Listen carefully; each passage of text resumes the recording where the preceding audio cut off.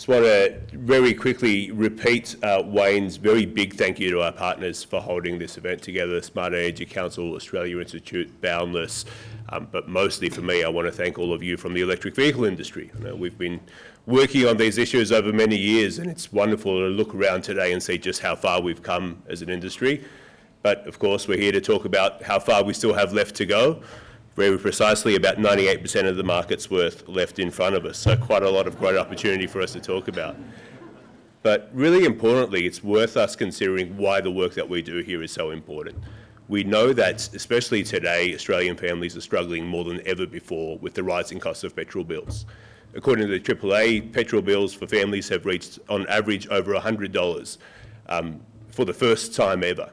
And there's only really one sustainable and consistent way for us to help reduce families' petrol bills. That's by helping them use less of it in the first place, or in the case of electric vehicles, use none of it at all. And the good news in that is that we know that Australians are ready. Every year we work with others and we survey Australian consumers about their vehicle purchasing habits, how they feel about new technology, and every year somewhere over half, around 55 to 60% of them tell us that they would like their next car, particularly to be electric. Companies purchasing fleets would tell us that they would like their entire fleets to be electric. Those working in bus fleets and truck fleets see the value in reduced operating costs and would similarly like those to be able to turn electric. But for far too many Australians, the opportunity to make that switch is far too limited. The vehicles just aren't available for them today, and there is work that we can do to help fix that right away.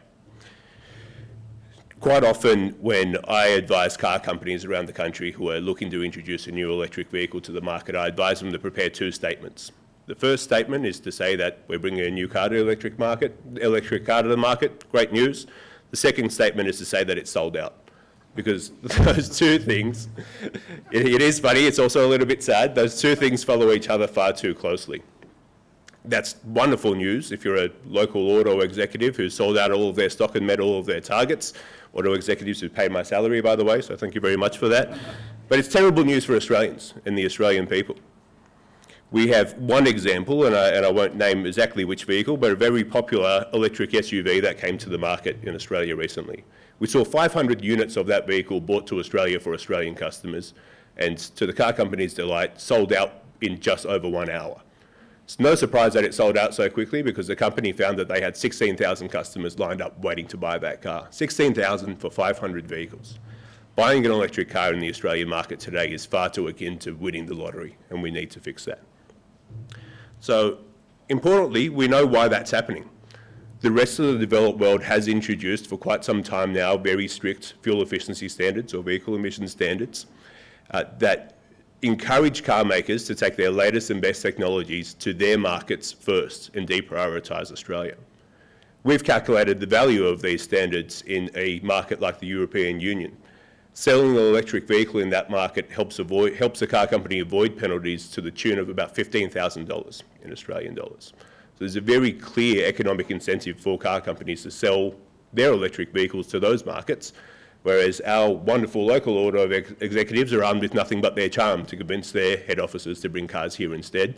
And good on them for doing that work and somewhat setting our market up to 2%, but let's go and get their backs, and let's make sure that more are available to them. We are, of course, we're in a supply-constrained environment, but even within that environment, we see that markets with good policies, incentives, work for charging infrastructure and standards, like the United Kingdom, which is another influential right-hand drive market, last year saw 305,000 electric vehicles sold to their customers, accounting for almost 20% of their market. In the same year last year, we sold 20,665. Just want to pause to say it's depressing that I can remember that number so precisely. One day I'd like not to, accounting for only 2% of our market. So very clearly, the opportunity to make far greater shifts in the immediate term is also available to us, as well as the opportunity to fix this issue in 5 and 10 years for the years to come. So the big benefit there for us is ensuring that the vehicles that are already available start coming to Australia, and the vehicles that are made available in future years continue to come to our country. We know that the market today already consists of electric vehicles that are cheaper than those available to Australian consumers. So addressing affordability is an immediate and urgent issue for us, but so is addressing the attractiveness of the market. we also have in markets like the United States, New Zealand, across the world, cars like electric utes. There's no market I can think of better than Australia's to attract customers to electric vehicles than by offering them utes. But right now it is a nice to have for global car companies, and it's up to us to turn that into a needs to have for our market. Now, in this journey, as we develop electric vehicle policies and as we develop standards, of course, you'll hear quite a lot that Australia is unique. The same is true for every market around the world. Every country and every market has their own unique attributes.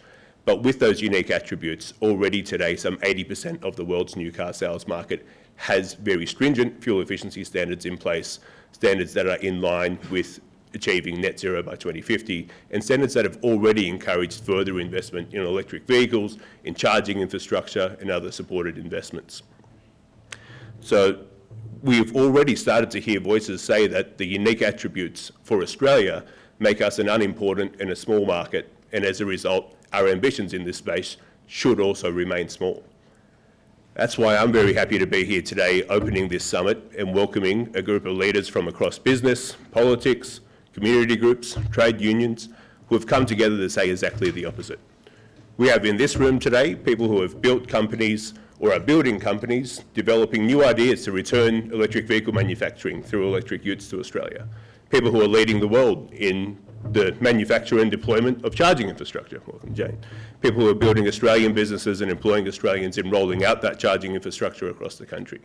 The opportunity and the ambition and the entrepreneurialism of Australians is fantastic. And this today is about coming together on the solutions in order to enable them to do the things to help Australians make the switch to electric vehicles. Now, in order to start that conversation, I have the very great privilege of welcoming our first keynote speaker for the day.